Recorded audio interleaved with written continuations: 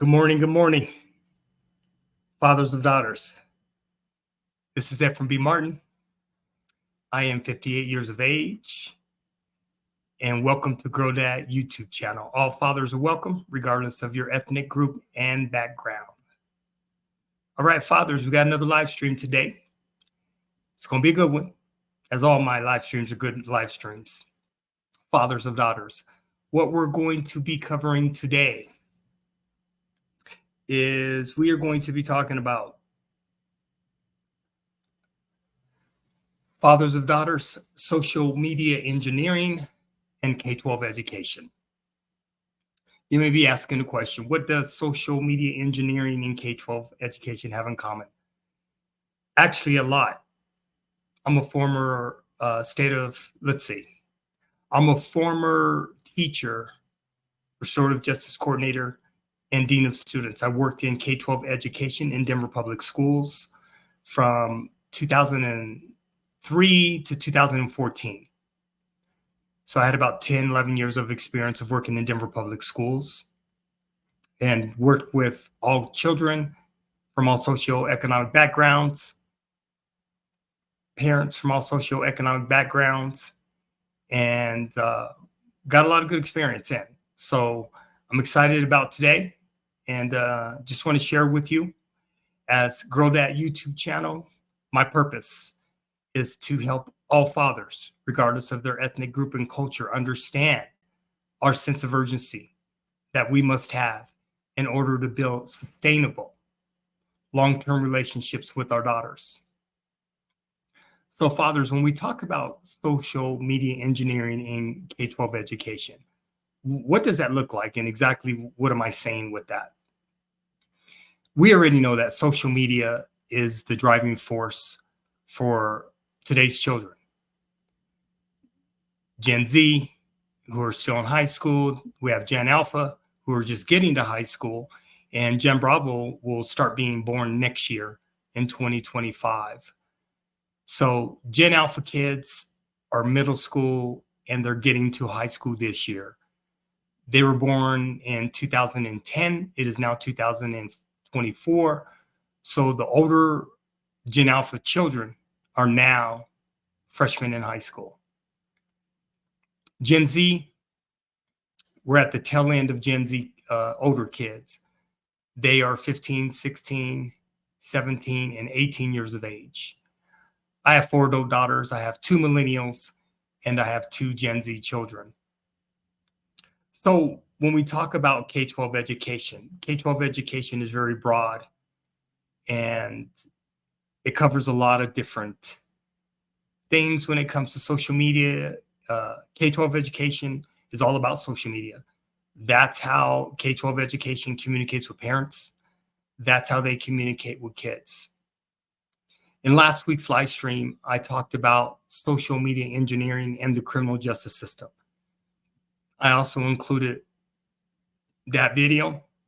It's in the description as well. All videos that I use are for educational and instructional and informational purposes through instruction. Okay. All videos that I use are fair use videos, and I give all the videos credit for where they originate from. So what I do with these videos is, because we're visual human beings, is what I like to do is, as I'm discussing the educational and informational perspective, give visuals to back up what exactly I'm referring to, as well as research, studies, and solutions. Okay. So parents, fathers of daughters, when I'm talking about K-12 education, I'm talking about everything that's involved in social media engineering. I've got some really, really good videos today that I want to share with you, fathers of daughters, and they're pretty powerful. I want to start off the first video with an introduction to K-12 education support services, and pretty much any district in any state within the United States, all school districts, any district, they have media. They have a central office in which the media is authorized to come from, and those who participate within the district in that media have to follow certain guidelines. They just can't do whatever they want. They just can't open up a Facebook page or a TikTok or Snapchat or any social media pages or any social media platforms without the authorization of that specific school district due to policies and procedures within that school district. Because if adults are allowed to do that, whether they're teachers or administrators, that's when you're going to run into problems, privacy issues. All children have privacy. And a lot of times we're not allowed to put children on video unless it's through the permission of their parents to use them in videos for educational and instructional purposes. So when I was a dean of students, teacher, and restorative justice coordinator, there were situations that came up through social media at school where a lot of kids got into trouble, where some teachers got into trouble because they were doing things without permission. So it's very important, fathers of daughters, for us to make sure that we are connected to the schools in the primary grades, middle school, and high school where our children are attending. More than likely, in the primary grades, when you're receiving back to school nights or meetings with the teachers, you're going to be receiving it through media, social media platforms, because that's how everything's done today. Everything is done through the digital web.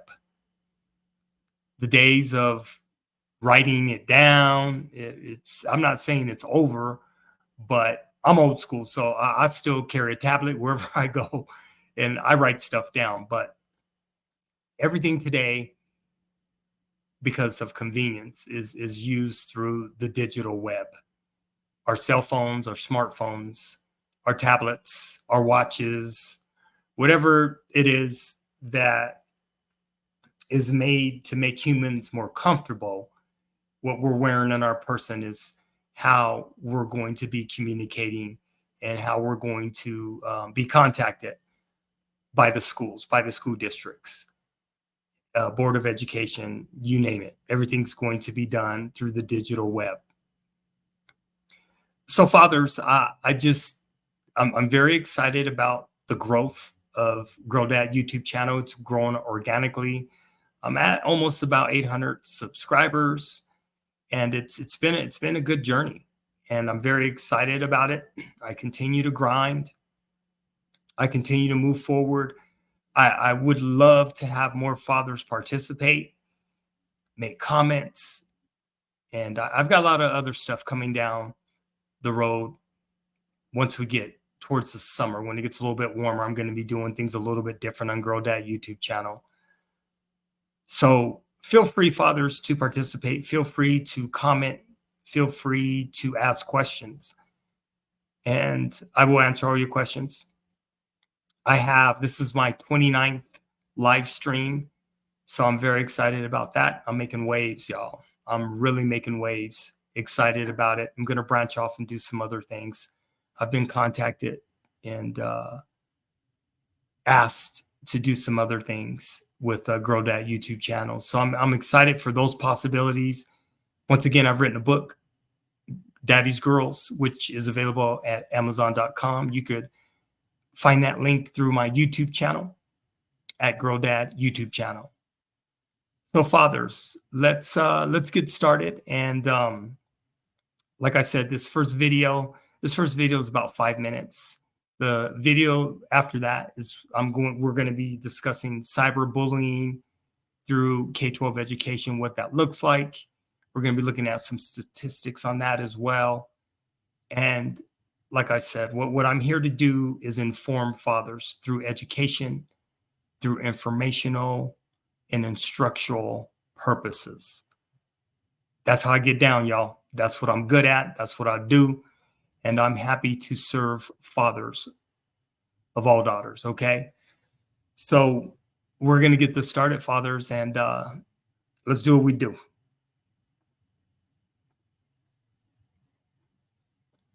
Okay, let me get this.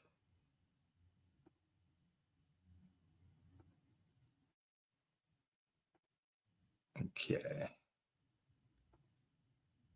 We have built this amazing community that we call our membership program that school communicators from around the world join to get inspiration, support, training, resources, guides, really all the tools that they need to be successful as a social media storyteller for their school district. Now, we provide the support and the tools to do the job, like how do you do this on Facebook or Instagram and Twitter? But we also support the person in the role. Oftentimes, school communicators are on an island. They're the only one in their school district with that job, and it can be very lonely. So what we've built is truly this community of folks that come together to support one another, to answer people's questions. When a struggle comes up, maybe to urge them on or give them the resources they need. I mean, we're on Zooms, we're talking to each other, we're sharing. And like I said, that happens each week. But now with our resources, oh my goodness, any topic you want to know about LinkedIn, you want to learn about Instagram Reels, you want to learn tricks about Instagram stories, you want to find out how to train your ambassadors, you want to see how you can involve students in your storytelling process, right? In a resource guide, you can search for those things. And at a moment's notice, you can have a training session, a download, a blog article, a video tip. You can have all of those things right there to help you on what you need to tackle next for your school district. I'm so proud of what we've been able to build for these storytellers that work in schools around the world. I can't believe all the value that's provided. Schools are all about learning and growing. And so professional development in your role as a communicator should be no different. The great thing about this program is you're not paying for them to be gone, right? From school. They can do it all from their desk. They're not experiencing hotel bills or those things, which they should be entitled to those kind of conferences as well. But this is something that can really meet them where they're at. And basically the investment in the membership program, I can't promise it, but if you can attract or retain just one student in your school or district, it's a 10-fold payback of what they would be investing in for this membership. Not to diminish the fact that just helping save their sanity and give them that boost of confidence, that inspiration, making it much easier to tackle all the things they need to tackle in their job without it weighing so heavy that maybe they're leaving the profession, because there are people that do that. So I think this can be a solid investment in the skills and that work-life harmony that those folks need. To me, it's a no-brainer to be able to make that investment for them. We actually just had one of our members share they attracted a really great teacher from a surrounding district because of social media, because she saw that, hey, this is a kind of school that I want to work at. And right now, schools are having a tough time filling paraprofessional roles, bus drivers, teachers, administrators, all of those things.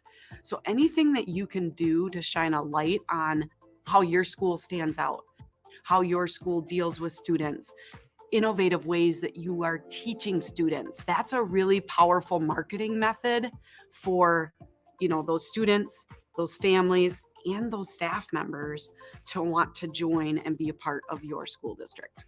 I think what social media does is it gives your community a sense of belonging, a sense of being included every single day on what those tax dollars are being spent on. Or we serve private schools, we serve charter schools, we serve independent schools. One of our members was saying, the cost of our membership right now is $795 for a whole year.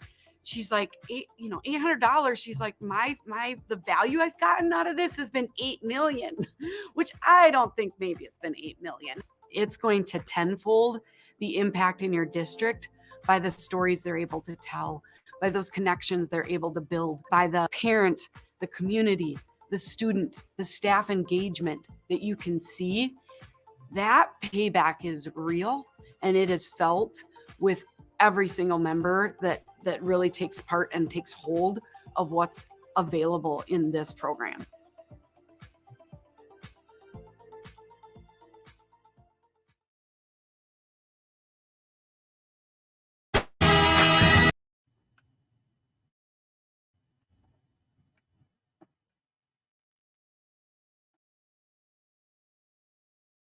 Okay, fathers, that was the first video of, we have 5 videos today. And that was the first video. What are your thoughts?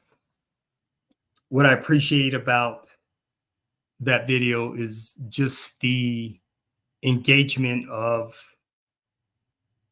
individual schools. I know when I was the dean of students, I don't think I've ever met a child at the middle school or high school level that didn't have a smartphone. And that's how they communicate. And when you're living on a smartphone 24 hours a day, pretty much, I mean, it's a live computer all day, every day. So school districts around the country in the United States are trying and have figured out the best way for them to communicate is through the digital web.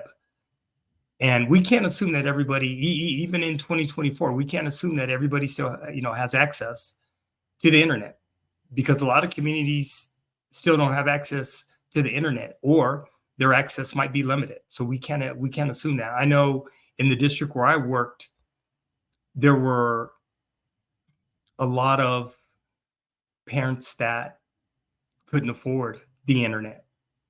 But if you have a smartphone, you have the internet on your phone. So although they may not have had the internet at home, they have a smartphone. So that was the way to communicate with so many of these parents. And every school at junior high, most schools at the junior high level have computer labs. Not all, but most. All high schools have computer labs to where students can go and use social media for free and communicate for free. So that's a good thing. That's not a bad thing. I know my experience as the dean of students, we had to work hard. We had to work very hard when it came to communicating with kids and, their teachers, and trying to fill that gap in between discipline and things of that nature. So that was quite a challenge as well, because so many kids, they just communicate through their cell phones, their smartphones. And it's crazy it's like that, but that's how a lot of these kids are programmed.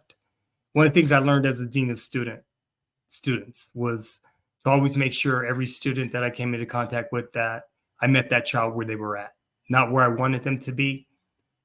But I've been very successful with any child I've come into contact with. And the reason I've been successful is because I meet a child where they're at, not where I want them to be. And I just believe if you're going to work with kids as an adult, you have to meet children where they're at, not where you want them to be. Otherwise, it's just not going to work. Kids shut down. And if you don't meet them where they're at, you're never going to be able to build relationships with them. Kids, to me, are way easier than adults. I don't like most adults. I just don't. Kids are way easier for me. A lot of adults don't like kids. I don't like adults. It's very easy for me to work with children because I have hope with children. Most adults are set in their ways. There's always some levels of foolishness and nonsense that you got to get through. And it's just, I'm good with kids. So you give me children, I'm good. I'd much rather be around children. I feel safer around children, and I know I don't have to do it no bullshit when I'm dealing with kids, So working with children for me is way easier than working with adults, and I prefer it that way. Okay, this next video is going to be talking about cyberbullying. It's a great video. This gentleman that I'm going to share this video with you. Patrick Bit David, he has a company called Valuetainment. And I've been Parents, I wanna following Patrick Bit David for about 5 years. And this man I don't promote a lot of people on YouTube because there's just so much foolishness and nonsense on YouTube. But Patrick Bit David of Valuetainment, this man is a genius. He's got an incredible story coming here as an immigrant with his parents. And like I said, I've been following him for about 5 years. And he covers all sectors: financial literacy, economics, politics. He covers everything. And he's a fair man, but he's about his family. And that's what I appreciate about this gentleman. I mean, he's 100% about his family. He's got 2 boys and 2 girls. He's got younger kids. And he's just a good dude. He's really a good dude. And I'm just glad that I found him 5 years ago, and I've been watching him and just seeing how he moves. And he's an amazing man. I'm beyond impressed with this gentleman, Patrick Big David. So here's the next video, y'all. Let me get it together.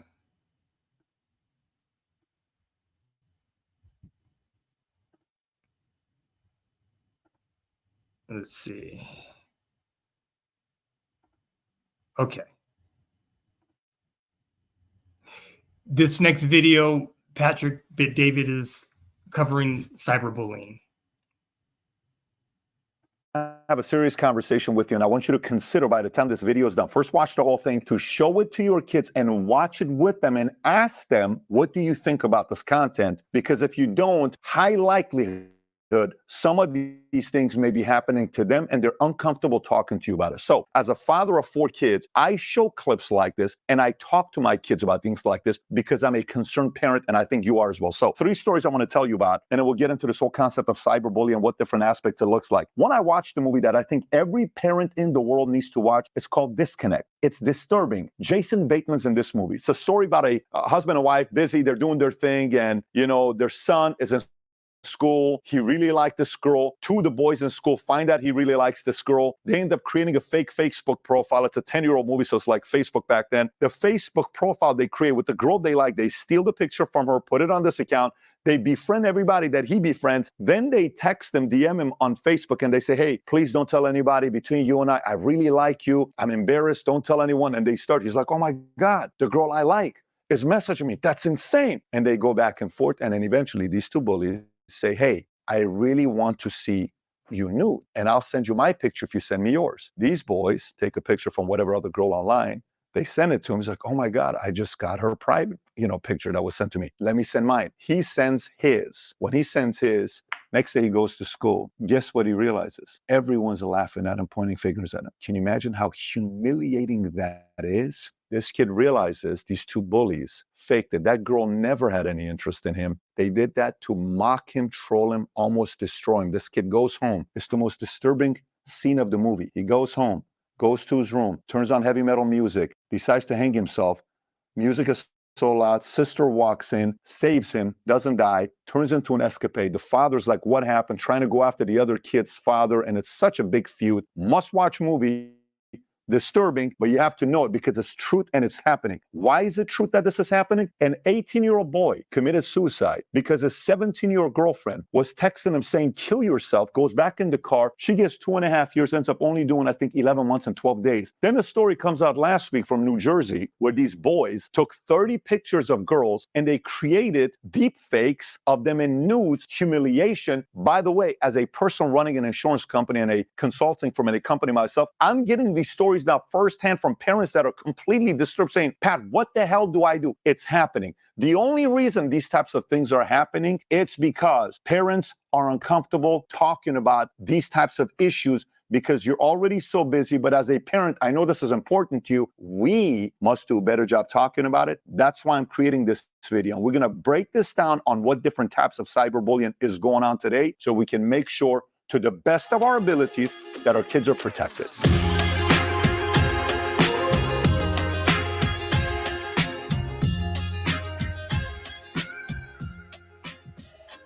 Okay, so if you give value out of this video, give it a thumbs up and subscribe to the channel. By the way, while we took this break, I had to call my son because I want to share a story with you and a picture that I have on the cover of my iPad that I think will tell you a lot about our kids needing today's content. But I'll tell you that at the end. Stick around. So let's get right into it. These are the different types of bullying, cyberbullying there is today. Number one, exclusion. This is when somebody intentionally leaves someone else out of an online group or message thread. Believe it or not, kids, that bothers them, but it happens today. Number two, harassment occurs when cyberbully sends persistent and hurtful online messages to a victim. These messages can contain threats. Hence, this girl we're talking about, Michelle Carter, texting her boyfriend to commit suicide. That's insane.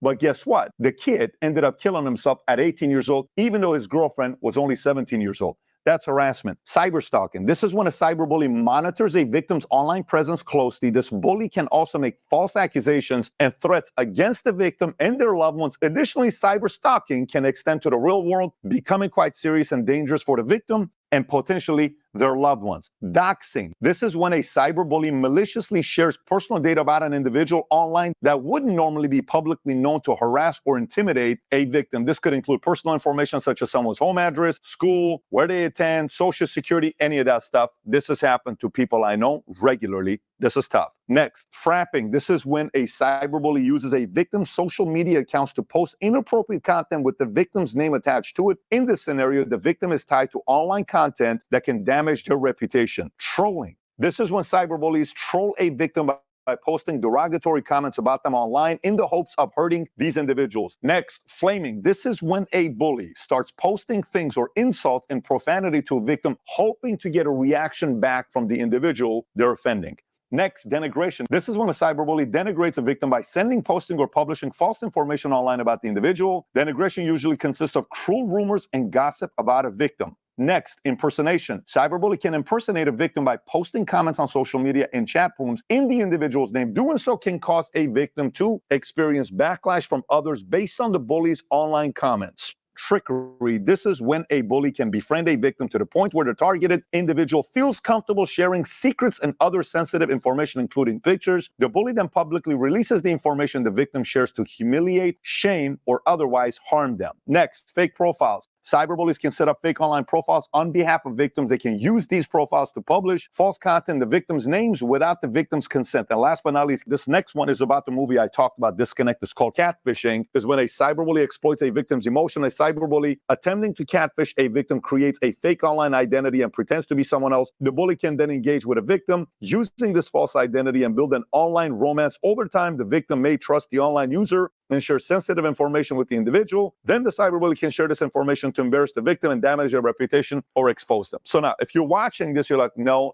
didn't happen to me. Okay, some of these things, there's nothing you can do about it. When you start creating content, you get trolled. You can't help it. There's fake profiles. There's people that create fake profiles to get money out of crypto.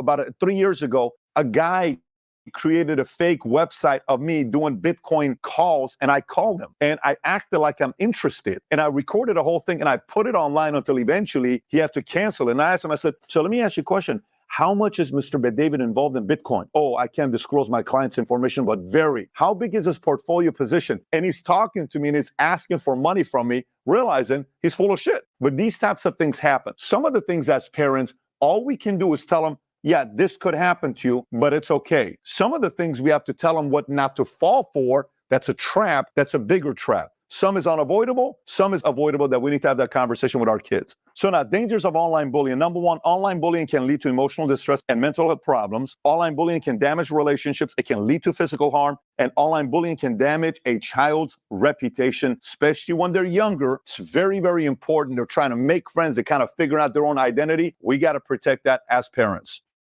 So Gab, which is a phone company, identified 5 specific problems that contribute to online bullying. And here's what they said on their website. Problem number 1 is screen time. Excessive screen time can cause setbacks in children's health and their social and emotional development. This can hinder their ability to engage in typical everyday activities that enable them to learn about the world and themselves. Problem number 2, social media. Social media is the most common place where kids are exposed to mature content, bad language, extreme ideas, and damaging interactions. Kids can even fall for perpetrators, cyberbullies, and sex crimes. Problem number 3, explicit content. I don't need to explain to you what that means. It's explicit content, porn, pictures, all these other things. Number 4 is actual cyberbullying. 1 in 3 kid is a victim of cyberbullying. 50% of teens witness cyberbullying regularly. 50% of teens. Problem number 5, sex crimes. Watch the statistics. 1 in 5 youth received a sexual solicitation online. 1 in 5, 20%. That's not a small number, guys. That means if you have 5 kids, 1 of them got a message. That's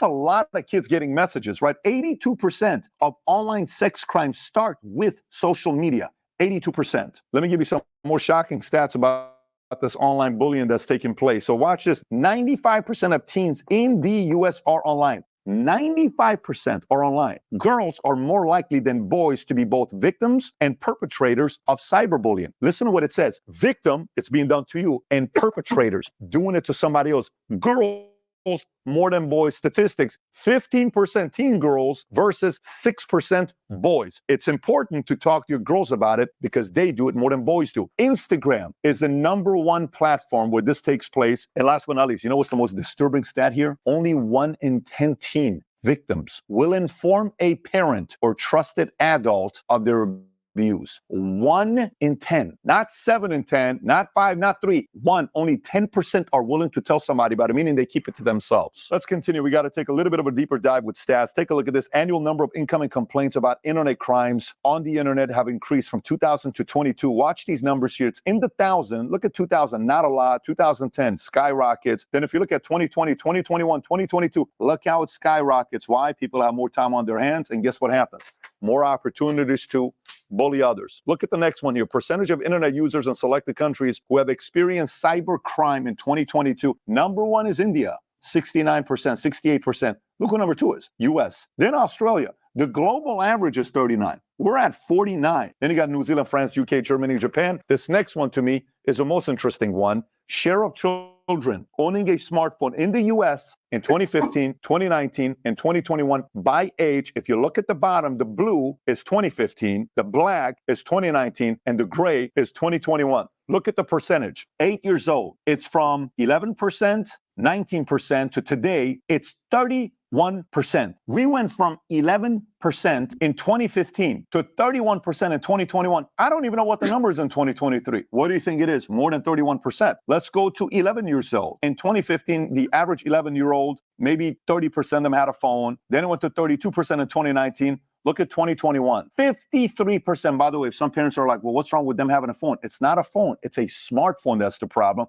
with internet. If you have a phone that you can just communicate with them and that's it. There's no social, there's no Instagram, there's nothing else. It's a different story. Continue. Let's go to 14 years old. It went from 59% to 81% to 91%. If you chose to watch this video with your kids or your teenagers, kids, teens, you're probably not going to like me right now because your mommy and daddy are making you watch this. I'm just telling you straight up right now. Here's an article from CNBC, what it says. You're not going to like it, but brace for impact. Okay. Want to raise happy, successful kids? Wait as long as possible to give them a phone, says a Yale expert. Halting smartphone use for children and young people until they're in the 8th grade comes with benefits, according to advocacy group. Wait until 8, including less risk of anxiety and depression, increased quantity and quality of sleep, more time for physical activity and outdoors. And by the way, you know what status says on the bottom? How many notifications teenagers get on their phones? 200 notifications a day. These are brains that are forming and trying to pay attention in school while their phones are going off ding, ding, ding. So you can hate me all you want if you're watching this. If your mommy and daddy tell you can't have a smartphone till 8 years old, I fully support that message for you not to get that phone. You got plenty of other things to do, and later on you can have a smartphone, do whatever you want to do when you're 18 years old or above.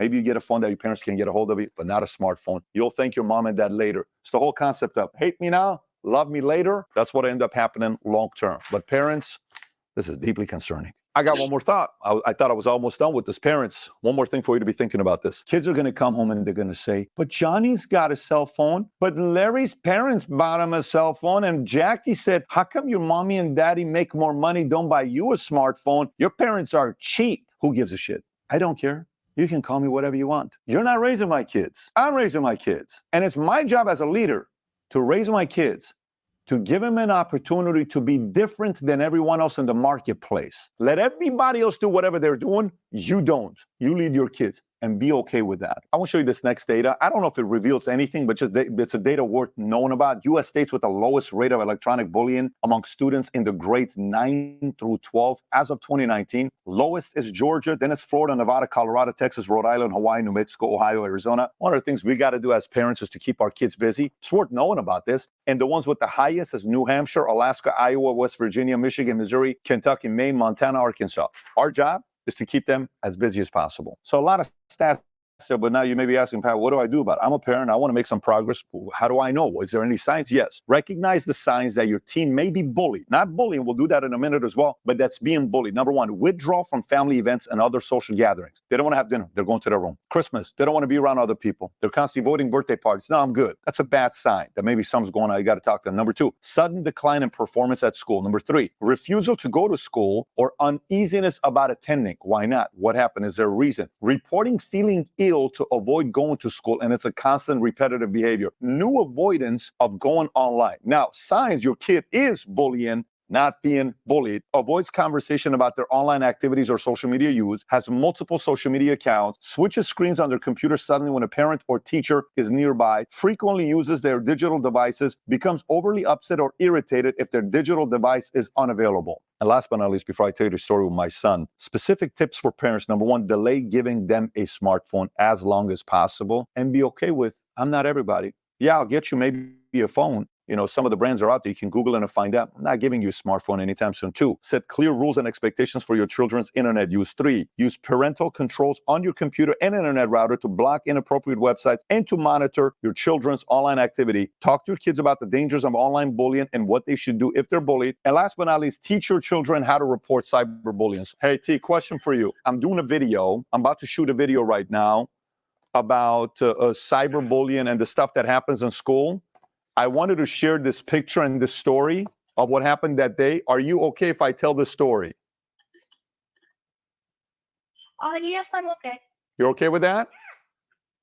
I'm okay with You know what? I'm going to talk about how I'm weird and how you and I have that in common, but we're both comfortable now with the fact that we're a little bit different than everybody else. I'm fine. Okay. All right. Thanks, buddy. All right. Okay. Bye. So final thoughts before we wrap up. Last week, I'm having a conversation with one of my sons, and I said, hey, so do you ever miss Texas? Because I was in Dallas. I was, in Texas. Yeah, I do miss Texas. I said, why? He says, because some of the most important things in my life happen in Texas. Such as what? He says, do you remember that one day when I had a hard time understanding why some kids say you're different, you're weird, you're this, you're that? I said, yeah, what about it? He says, remember when you asked mommy to bring me to the house for you and I have a conversation together? I said, yeah. By the way, till today, if you look at my iPad, that picture is on my iPad as, one of the main pictures here, because this is he and I talking to each other. This is the day. And Jennifer took the picture. I didn't even know she took the picture until later on. She showed it to me. Here's what I told him. I said, hey, just so you know, my entire life, people thought I was weird in school because I was a dreamer like you. I thought about, what if one day we can do X, Y, Z? What if one day we can build this? What if one day we can go here? I said, we're wired the same exact way. I said, unfortunately, when you're a kid, if nobody has this conversation with you, you think it's a problem. It takes normally 30 years to realize it's a big power and gift that God's given you. And if somebody doesn't talk to you about it as a man, guess what? You're going to think you're weird and different, which is an actual gift. But you won't find that out till you're 20, 25, 30 years old. And we had this moment together. I was like, man, I never thought about it that way before. A few months ago, we're in Bermuda. I took one of my kids out because he was dealing with something else. And we sat out there and we had a great conversation together for 30 minutes. And we had a breakthrough. Here's a challenge. Sometimes some people don't have a father figure in their lives. Like, man, I don't even have somebody to talk to about this. Bring it up to a coach or somebody else, a man that you respect, or a mom. Parents, your responsibility, our responsibility is to talk to them as much as possible about these issues, because many times, just like you and I were afraid to talk to our parents about it, they are as well. We got to create a safe space that these types of conversations can be had with no judgment, with nothing else being there, We're having conversations. Do I have your permission to ask you this? The more we're able to use these few words and have these important conversations with them will decrease the chances of somebody bullying them, and they'll be more aware when it's happening to them. And that's why I think everybody watching this, if you're still watching this at the end, make it a priority of yours to watch the movie Disconnect with your spouse. Then if you're comfortable, watch it with your kids. If you got value out of this video, give it a thumbs up and subscribe to the channel. And if you've not seen the video I did on the loneliness epidemic, click here to watch the video. Take care, everybody. Bye-bye, bye-bye.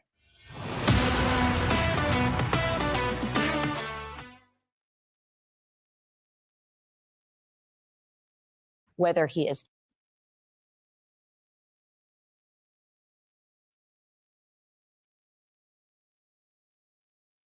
Okay, fathers. Patrick bid David. Thank you, brother. That video is 100% on point. And I just want to let you know, from one father to another father, I appreciate you, brother. Thank you for everything that you do. Fathers of daughters. That was a very, very deep video. And I wanted to share it with you because that's what I do at Girl Dad YouTube channel. I want to share a story with you about one of my daughters. My second oldest daughter, Jasmine, we call her Jazzy. She was a 7th grader at the time. And we had just watched, back when she was in 7th grade, there was a game that a lot of kids were playing. It was called the knockout game. And what a lot of these kids were doing, we had just watched the video about a month before. A lot of these kids, what they were doing is they would align themselves up against a wall at school or wherever they're at. They would hold their breath, and then one of their friends would push their chest and make them pass out and then catch them. Now, this is what's crazy. We had just watched something on ABC News or CNN, something like that, when Jazzy was a little girl, and we had discussed it. I'm a former state of Colorado juvenile probation officer, so I made sure I watched when I introduced all my daughters to videos regarding drugs, alcohol, and bullying. We watched all these videos together, and I answered their why questions, and I explained to them what their responsibilities were as little girls, that they have a responsibility. If a child is in a crisis where they're going to be hurt, they need to let an adult know.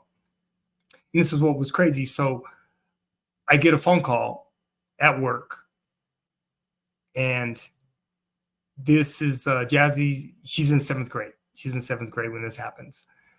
And I get a phone call at work, and I'm told that, hey, Mr. Martin, we have Jasmine in the office, and she just experienced some kids. Some of her friends were playing this game, and she came and reported to us. So when I went to the school, her middle school, to pick her up, Jazzy was a mess, and she was crying, and she was just like, Dad, I don't understand. Well, these are supposed to be my friends, and I just don't understand. And what I explained to Jazzy, I told her, Jazzy, you had so much courage being able to go to an adult in the building and tell them what your friends were doing. I said, Jasmine, you saved a child's life today. And it made her feel better. And, we talked about it. And my daughter, Jasmine, is just a bundle of joy. She's all love. So we talked about it. And, one of the things I learned from being a probation officer is you always have to follow up with children, even if they're your own children, because that was a traumatizing experience for my daughter, right? So I made sure for a couple months down the road, I checked in with Jasmine every week just to make sure she was okay.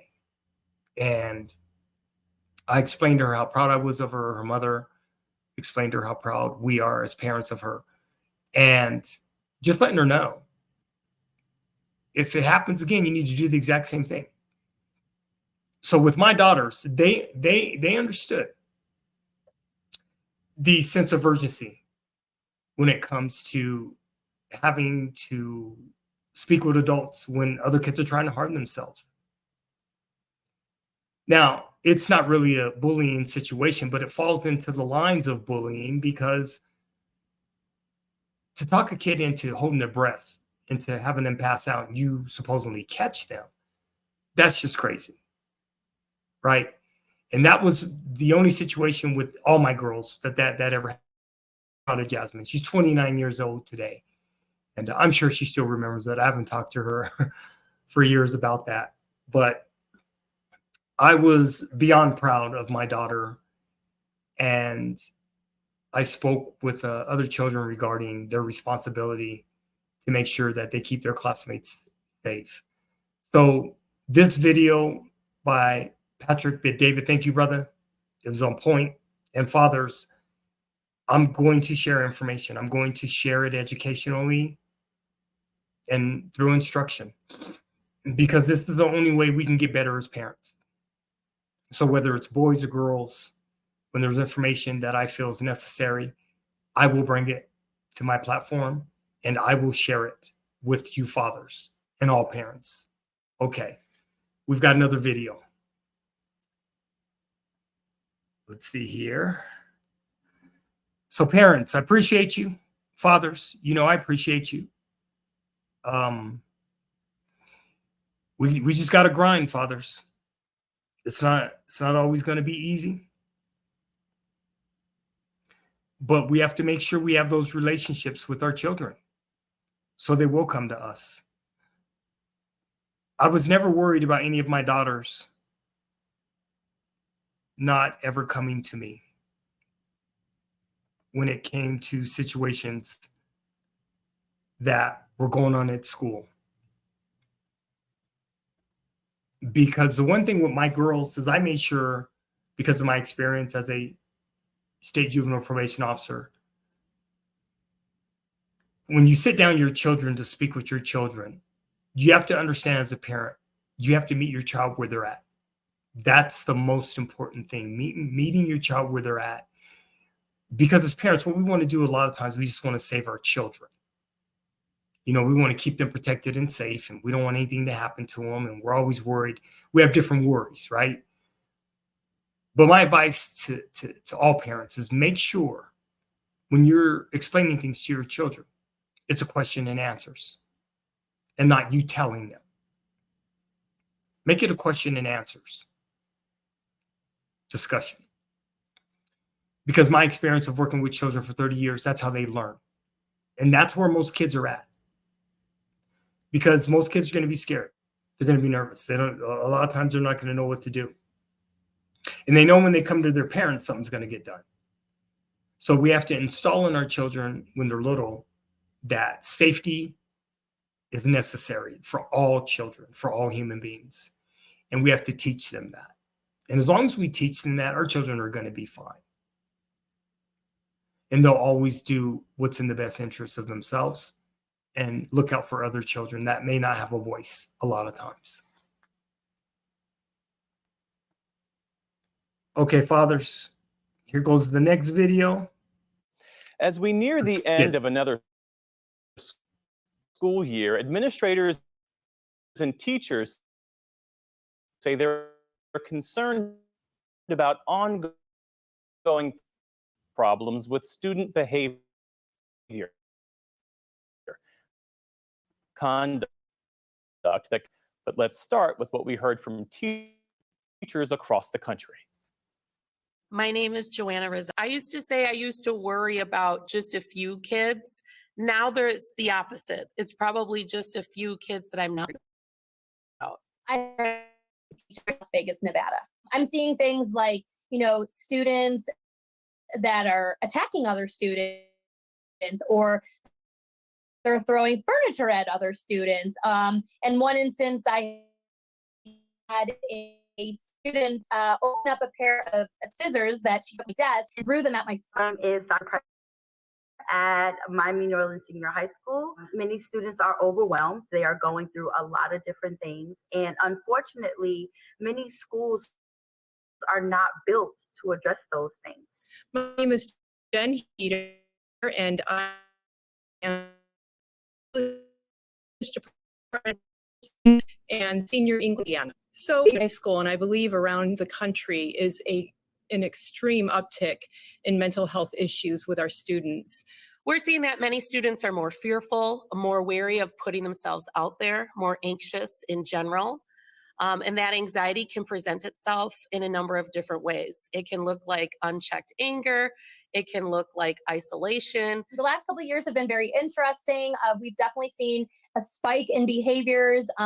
It could be anywhere from, hitting, biting, spitting, throwing furniture. And so at times it's a little unsafe in the classroom. Many students may not be willing to dig a little deeper and kind of explore what they may be feeling, right? So it is easier to do something in the classroom to get kicked out, right? That way I'm getting what I want. I don't have to deal with that teacher. I don't have to deal with what I'm working through. So let me get kicked out. Let me leave this piece, right? But I do feel like the better option would be to get them to stay. What we're not equipped to do is to identify students' needs when they have mental health issues such as anxiety, depression, bipolar disorder, and other things that normally do hit in the high school and middle school ages. It's a shame because we're there to educate the future of America. That's what we want to do. And we're having a really hard time doing it with the behaviors that are presenting themselves. I would suggest that our legislators respond to this by putting more money into training teachers.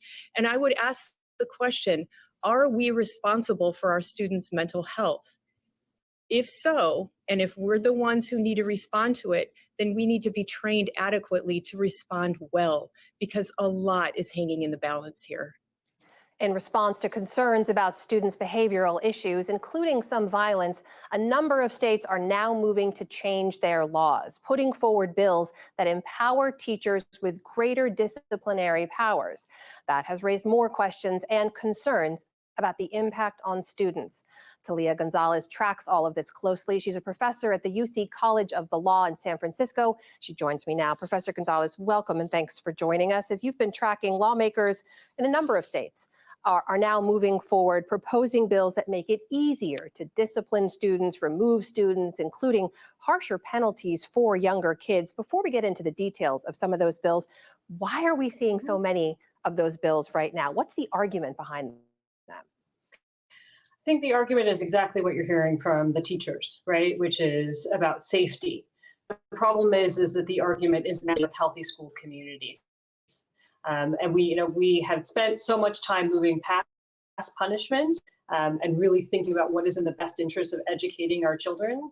And we've forgotten in this moment, in this post-COVID reality, or if you can call it that, where our young people and our teachers are sitting at the front lines in these places of tension, they actually have to promote and build those positive school climates. So it's much easier to go for the tool that was in existence before and say, just get out. Right? We heard that as well, right? Before from teachers saying it's much easier to just leave the classroom. So it's all of that, right? It's the unwillingness to put money. It's a very short-term measure, and it's not thinking about how we're actually building safe and healthy schools. Let me give a few specific examples here so folks know what we're talking about. In Arizona, for example, there's a bill that would lower the age students can be suspended to 5. So that now includes kindergartners. In Florida, teachers would have more authority to remove students who they deem disobedient or disrespectful. In Nebraska, teachers would be allowed to use force in the classroom to physically restrain students who they deem disruptive. On the spectrum of responses, are there disciplinary powers you think teachers should have and those they shouldn't? Absolutely. Teachers need to be able to have safe and healthy classrooms, right? And I keep using those words together because those actually are the essential components of what we're talking about. But what teachers shouldn't be forced to do is to make these discretionary decisions in the moment that says you're disobedient, you're disrespectful, or you engaged in disorderly conduct, because so often those are coded for other types of behaviors, right? So the North Carolina law, for example, that also exists, includes inappropriate language and dress code violations. Dress code violations and inappropriate language aren't the things that aren't keeping our schools safe or aren't making teachers feel like they can't teach students and children feeling like they can't be engaged in learning. So it's about a continuum of support, right? How are we thinking about multi-tiered interventions? What is it to turn to the evidence and say, where does positive behavioral interventions exist? Where do restorative practices exist? How do we put into practice what we know works to ensure that the social, emotional, and the academic learning is happening? What about the potential impact on students here? I mean, we know, given history and studies, that Black and Brown students disproportionately face disciplinary measures when they're in school. What are you worried about the impact of this could be? I'm just worried that the data has already been so disturbing. We know that non-white students, and particularly Black children, are disciplined more severely across every category. You know, just this year, Scientific American released a study that half of the 250 kids expelled from preschool, younger than age 5, were Black boys, right? And that nationally, preschool children are suspended more than once. And who are those children? Those are Black kids. And so we just have to have a real clarity that these offenses and the ways in which we're then pushing young people out of their schools lead to a whole set of lifelong consequences. So it's not just, oh, the disparities exist, the discipline gap exists, and ultimately a student decides to not come to school, stop engaging in the classroom. You know, the risk factor of missing 15 days of school for suspension means you are 7 times more likely to drop out, but that means that you will have less access to jobs, housing, participating in society, voting, and even your life expectancy. And then, of course, I think there's so much evidence about entry into the juvenile and adult systems. You know, Rice University's Education Research Consortium just released data that for every suspension a student faced, they're 7.5% more likely to have contact with the juvenile justice system. And who those young people are Black students, are Latinx students, and our Native and Indigenous students as well. But I also want to bring the fact that just in the context of race or in the context of gender, but students who are also experiencing learning disabilities, right? Mm-hmm. Our historical data, our current data shows us across all categories of discipline, suspensions, expulsions, referrals to law enforcement, it is students with disabilities who can lose as much as 3 times as much instructional time from discipline. And that's most acute for our Black students in particular. Professor Gonzalez, dare I ask, what's the answer here? I mean, teachers need a way to be able to control and keep safe classrooms. We know students have behavioral issues after what they've endured the last few years. Budgets are finite. What can people do? We look to exactly what we've been doing so far, right? There's been incredible investments over the last decade in what our whole child and multi-tiered systems of support. That's the academic, that's the behavioral, and that's the social and emotional, right? That's the evidence-based, trauma-informed, high-quality core curriculum. So what does that mean? Positive behavioral interventions have long-standing records of having positive outcomes. Social emotional learning, all in legislation as well. Restorative justice, all in legislation. So instead of the laws that we're talking about, we should be scaffolding up those and then also coupling those with investments in mental health services. Because when you have multi-tiered system interventions, you flip the script. You increase graduation rates, right? You increase academic achievement, you increase test scores, you increase grade completion, you engage students, they're less truant, they're coming to school, and you have positive climates. And that's when children thrive, and that's when they can learn. All right, that is Talia Gonzalez, professor at the UC College of the Law in San Francisco, joining us tonight. Professor, thank you. Thank you so much, I appreciate it.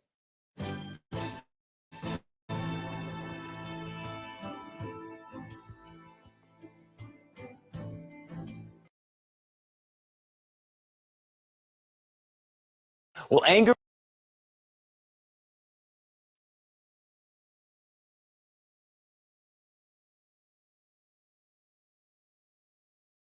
Okay, fathers, another great video. I want to kind of touch on what this professor was talking about, being a former dean of students.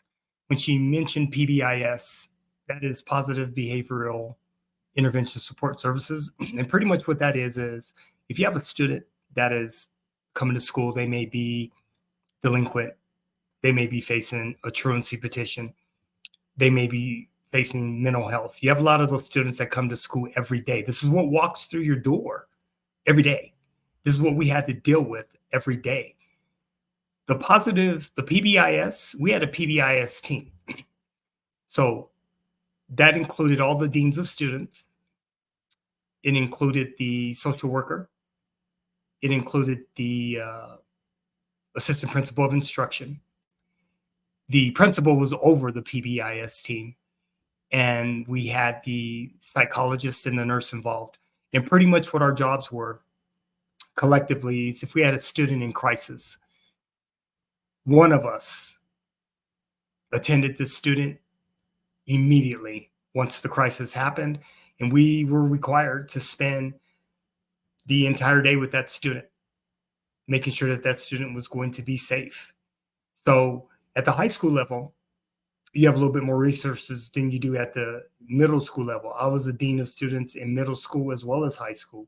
But at the high school level, we had 3 deans of students.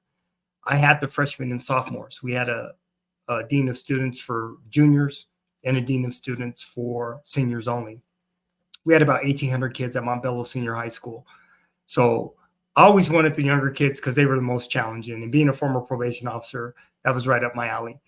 So the PBIS team, Positive Behavioral Intervention Support Team, is necessary. Not every school has them. Also, I did restorative justice as well. So restorative justice is very, very effective. I may do a video on restorative justice and restorative justice practices maybe later down the road this summer sometime, just to give parents an understanding of exactly what is restorative justice and how it works in schools. But it's very, very effective as well. So fathers, you know, once again, we have to have that relationship with our children, with our baby girls. We have to understand what they're going through, who their friends are. I've always said, when your child mood changes with your kids, those are normal, but you have to watch how their moods are changing. If they withdraw, that's an automatic sign. If they change friends, that's definitely an automatic sign. Our kids just don't change friends. And chances are, if they're changing friends, I'm going to tell you they're being bullied if they're changing friends, because they're trying to get around kids that they feel comfortable with and that can protect them. Okay? So that's important, fathers. We have to be paying attention. Being in the school district, working in K-12 education, I learned so much. Kids taught me more than I'll ever learn, more than I ever learned from adults. Kids teach you how to advocate for them.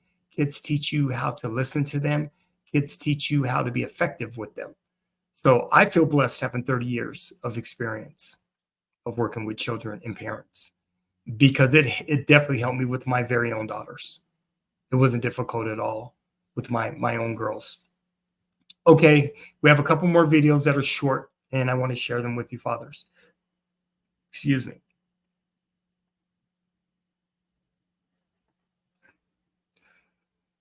Okay, let's see.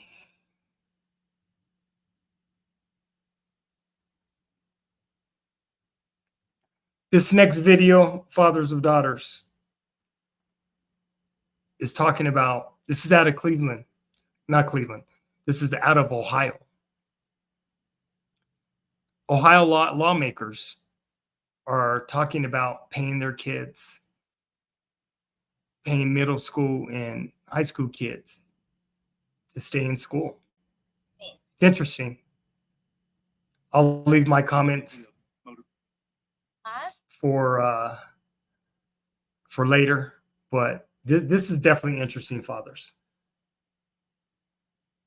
What do you think your thoughts would be to pay children to keep them going to school? I understand what the purpose is, and I understand what they're trying to do by doing something like this, but just watch this video and then, you know, just process it. And I would love to hear your comments and tell me what you think about certain states paying their kids to attend school. All right.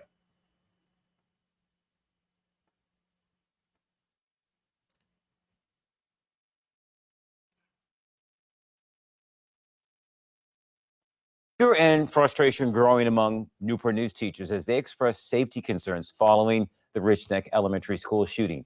Educators in that city say that it could have been prevented if their prior concerns hadn't been ignored. News 3's Leandra Head joins us now live in the studio. And Leandra, these teachers are fed up. Oh, that is right, Kurt. Dozens of teachers actually spoke out saying that they are fed up about students' behavior in the classrooms and a lack of support from the school district and administration. Where are mental health services? Not those 5 hours. What happened to we are on depression meds and psycho in order to go to video work? We getting hit, kicked, discipline. punched, cursed. I'll pull up the other video. This Newport News elementary school teacher says she's had enough. You're not listening to us. This comes after police say a 6-year-old shot his teacher inside of a classroom at Rich Neck Elementary School. The school district says they searched that student's backpack earlier in the day, but didn't find anything. One by one, teachers express what they believe needs to change to ensure safety. Many saying a lack of accountability and discipline is creating unsafe environments. It was just a matter of time before something like this happened, to be honest. Teachers often joke about how students get sent to the office for a discipline problem, and they come back 10 minutes later with a snack and a pat on the back. This Norwood Meadows elementary school teacher saying there is a misguided emphasis on attendance over the safety of children and staff. Students are not punished because it would affect attendance, school ratings, and funding. Teachers also feel their issues and concerns are not being listened to. Ask any teacher in this school division why discipline incidents declined, and I have a feeling the response will be the same. Infraction numbers are down because incidents are not always officially reported. The message we are being given is that suspensions count against us for accreditation. A bill filed last month would require the State Department of Education to establish a uniform discipline system for students. It would include a criteria for teachers to remove disruptive students from class while making the removal mandatory if the behavior is violent. Teachers say they want to be included in the discussion with school leaders on improving safety measures and discipline concerns. I spoke to school board safety expert Dr. Amy Klinger, who says accountability is vital. And if schools do not enact consequences and do not do things that are preventative, then it is clearly going to make your school less safe. Now, the Newport News School District released this statement saying in part, quote, "We listened intently and we are reflecting on each speaker's comments. We know our community wants action and we are determined to follow up on the recommendations and concerns we heard.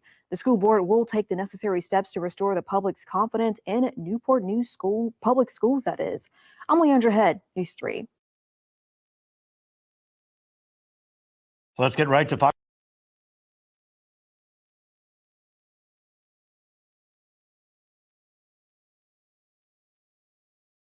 Okay, fathers, another video on discipline. And it's just interesting. I know when I was a dean of students, one of the things with school districts is, and what a lot of parents have to understand when you're talking about safety for every student, the goal of every district is to ensure that every child and every student is protected and safe, right? And a lot of the resources, a lot of school districts, they don't have access to. They just don't. Mental health services, they don't. And they're trying to do the best that they can do. And I know a lot of times for a lot of parents, that's just not comforting enough. The students that are being disruptive, if they're bringing weapons to school, they're dealt with immediately, and they will be, most of the time, they're going to be expelled from the district in which they're attending. So there's a lot behind the scenes that goes on. I know being a dean of students, being an administrator, being in an administrative role, the high school I was at, we had an incredible team. We were all on the same page. We didn't have any weak links, and we just didn't have a lot of issues because we built relationships with kids.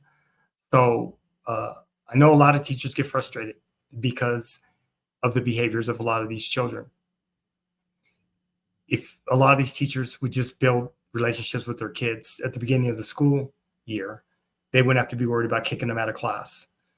So I would go back and forth with a lot of teachers because a lot of teachers just didn't get that part of it.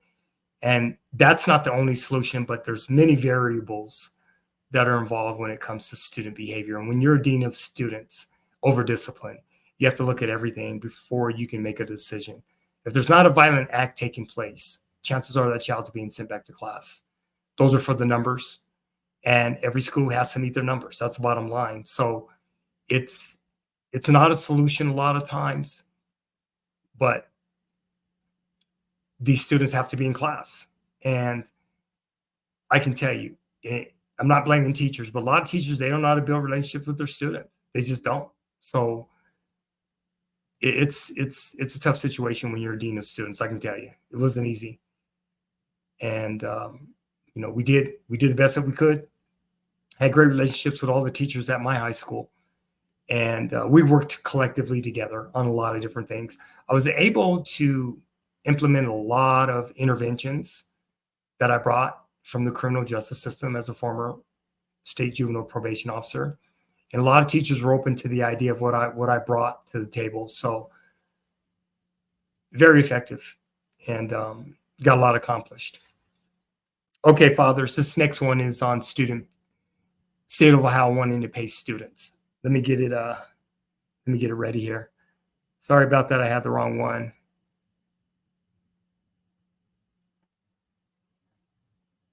Give me a second here, fathers. Okay. Show up for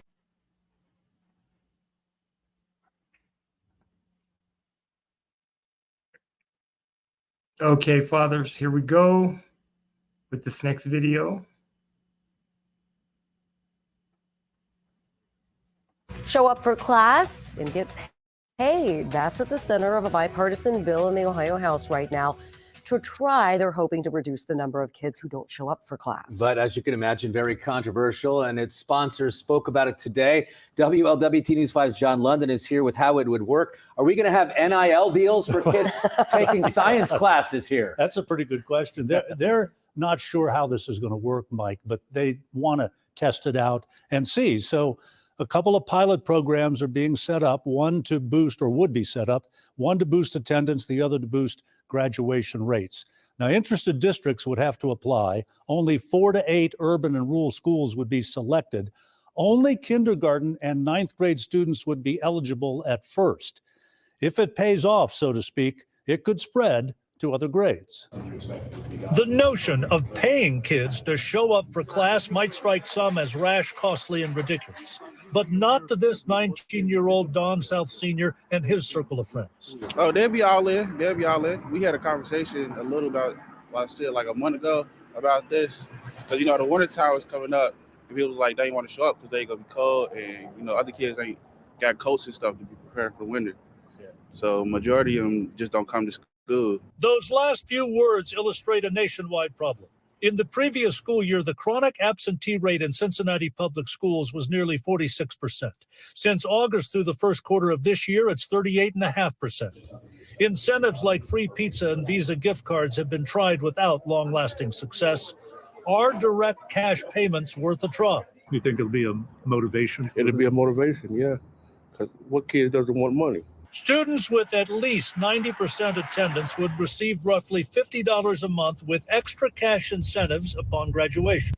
We're not teaching them to read if they're not there. We can't teach them math if they're not there. Democrat Dunny Isaacson believes whatever side of the spectrum you're on, it's not relevant, especially if you consider it a waste of money. It is so much less expensive to invest in making sure that kids are getting to school than it is to pay the costs for when kids don't go to school. From Columbus, Republican Bill Seitz is co-sponsoring House Bill 348. In 7th grade social studies, our teacher used to say, money isn't everything, kids, but always remember this, it's way ahead of whatever's in second place. Savion Lively has a winter coat and a show-up mindset. Ready to learn, get my education and graduate, take on the real world.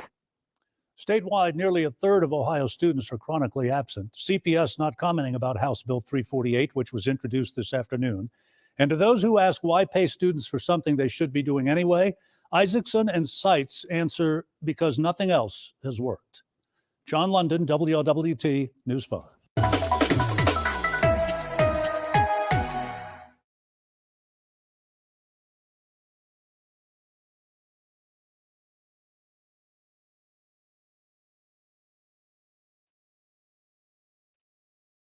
Okay, fathers of daughters, what are your thoughts on that? Paying children to go to school. Are we letting parents off the hook, regardless of your political views? Are we letting parents off the hook by even suggesting to pay a child to attend class and to be to school on time? You heard what that young man said about a lot of the kids can't afford clothing to keep them warm, coats, jackets. Interesting. Very interesting. I'm going to do another live stream on this, specifically talking about paying kids to go to school sometime this summer. But just think about that, fathers of daughters. What are your thoughts on the possibility of students being paid to get them to come to school? All right, we have one more video, fathers, and then we're going to wrap up this live stream. Give me a second here.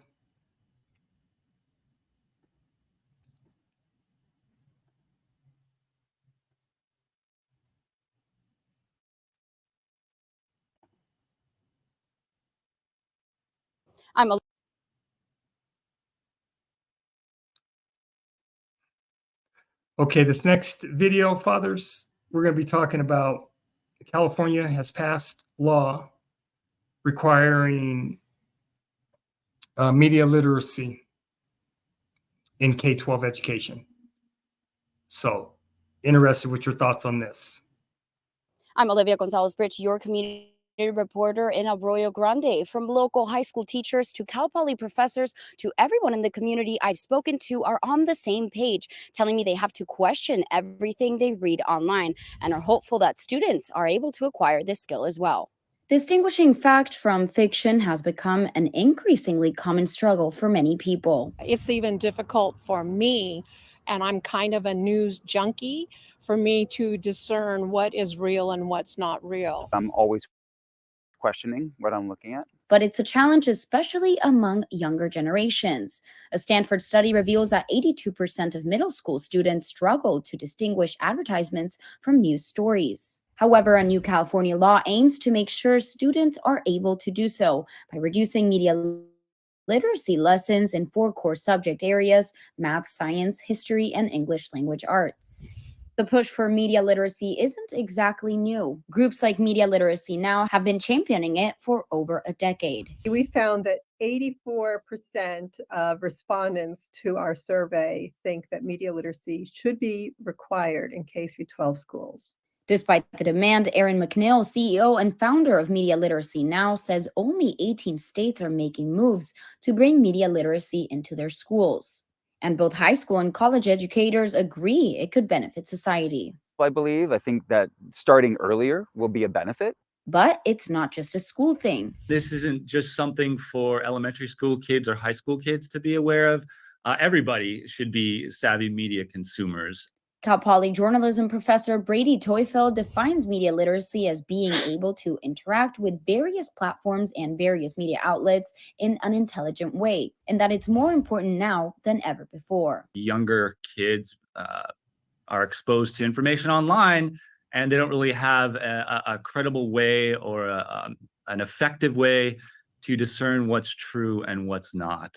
Updates to schools' curriculum are expected to happen when the new year starts, once changes are approved by the Board of Education. I think it's very, very important for the young people to take something like that. In Arroyo Grande, Olivia Gonzalez-Britt, KSPY News.